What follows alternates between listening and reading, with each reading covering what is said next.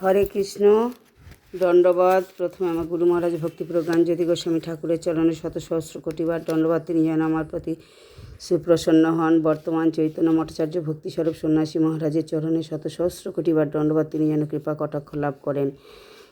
সমস্ত সাধুগুরু বৈষ্ণব ব্রহ্মচারী গৌড়ীয় বৈষ্ণব ব্রহ্মচারী সন্ন্যাসী বৃন্দের চরণে শত সহস্র কোটি বৈষ্ণব অনন্ত কোটি বৈষ্ণব বৃন্দের চরণে দণ্ডবাদ। বাঞ্ছা কল্পতরুভ্যশ্চ কৃপা সিন্ধুভয়বচ পতিতানাং পবনেভ্যো বৈষ্ণবেভ্যো নমো নমঃ। শ্রীকৃষ্ণ চৈতন্য প্রভু নিত্যানন্দ শ্রী অদ্বৈত গদাধর শিবাসাদি গৌরভক্তবৃন্দ। হরে কৃষ্ণ কৃষ্ণ কৃষ্ণ হরে হরে, হরে রাম রাম রাম হরে হরে।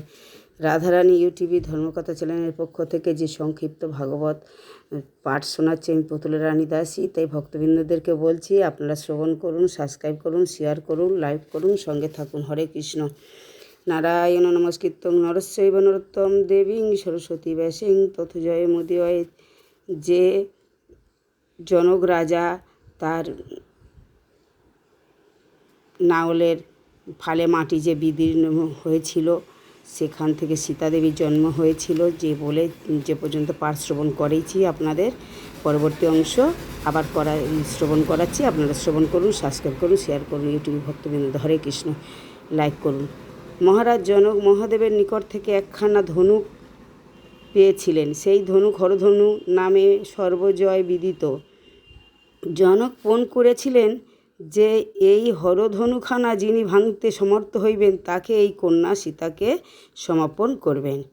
সীতাদেবী যখন পৃথিবী থেকে আবির্ভূত হয়েছিলেন জনক রাজা, তখন ঠিক করেছেন যে আমার এই কন্যা তার হাতে দেব, যে কিনা এই হরধনু মহাদেবের কাছে উনি তপস্যা করেছিলেন। সেই মহাদেবের প্রাপ্ত হরধনু উনি পেয়েছিলেন। সেই হরধনু যিনি ভাঙতে পারবেন তাকে এই কন্যাকে দান করব, সমাপন করবেন। ক্রমে সীতা প্রাপ্ত বয়স্কা হলে তার বিবাহের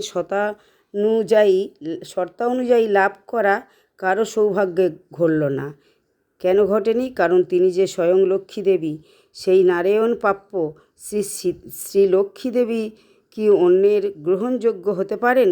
যথাসময়ে নারায়ণ ভিন্ন বৈকুণ্ঠাধিপতি শ্রীরামচন্দ্র আবির্ভূত হয়ে মিথিলা নগরে মহারাজ জনক কৃতিক্য রক্ষিত হরধনু ভঙ্গ করেছিলেন। মহারাজ জনক সীতাকে শ্রীরামের হস্তে অর্পণ করলেন। জনক সাক্ষাৎ ভগবানকে জামাতারূপে পেয়ে বড়ই কৃতার্থ ও ধন্য হয়েছিলেন। বৈষ্ণব পরমহংস জনক মহারাজ হরিভজন করত রাজকার্য পরিচালনা করতেন। হরিভজন করতেন জনক রাজা, আবার রাজকার্য পরিচালনা করতেন। জনক রাজা হচ্ছে দ্বাদশ মহাজনের একজন মহাজন। উনি পরম ভক্ত, হরিভজন করতেন, শ্রীয় ভাগবত সেবা নিত্য করতেন। বদ্ধ জীবগণের ন্যায় বৈষ্ণবগণ কখনো জড় বিষয়ে সুখ আস্বাদনের জন্য ব্যস্ত হন না। শিরোধ্বজের অপর কন্যা উর্মিলা সহিত লক্ষণের কুশধ্বজের দুই কন্যা মান্ডবী ও কুশধ্বজের দুই কন্যা, মানে শিরোধ্বজ হচ্ছে জনক রাজার ভাই, ওনার কন্যা উর্মিলার সহিত লক্ষণের বিবাহ দেন। ও কুশলধ্বজের দুই কন্যা মান্ডবী, জনক রাজার ছোট ভাই মান্ডবী ও দুই কন্যা মান্ডবী ও শ্রুতকীর্তির সহিত যথাক্রমে ভরত ও শত্রুঘ্নের বিবাহ হয়।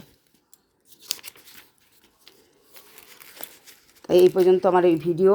জনক রাজার বা সীতাদেবী রামচন্দ্রের হস্তে অর্পণ করলেন জনক রাজা, এবং জনক রাজার ভ্রাতাগণ তারাও ভগবানের লক্ষণ স্বয়ং বলরাম এবং ভরত শত্রুঘ্নের হস্তে তাদের কন্যাদের দান করলেন। এই পর্যন্ত এই সংক্ষিপ্ত ভিডিও পাঠ করলাম। আপনারা ভাগবত পাঠ করলাম, রামায়ণের গ্রন্থ থেকে ভাগবতের সংক্ষিপ্ত পাঠ আপনাদের শ্রবণ করালাম। ইউটিউবের ভক্তবৃন্দ সাবস্ক্রাইব করুন, শেয়ার করুন, সঙ্গে থাকুন, লাইক করুন। হরে কৃষ্ণ। বাঞ্ছা কল্পতরুভ্যশ্চ কৃপা সিন্ধুভ্যশ্চ পতিতানাং পবনেভ্যো বৈষ্ণবেভ্যো নমো নমঃ।